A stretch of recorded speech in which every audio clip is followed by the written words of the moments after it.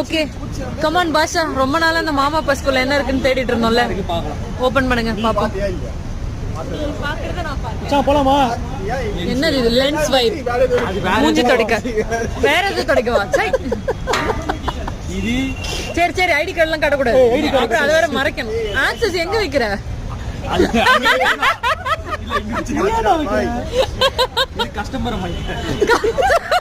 மாமா கஸ்டமரை வைக்கிறதுக்காது. அது வேற கஸ்டமர்.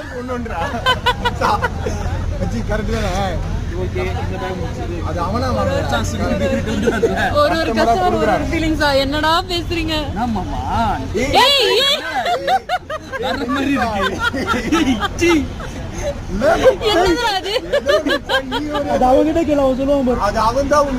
அது எந்த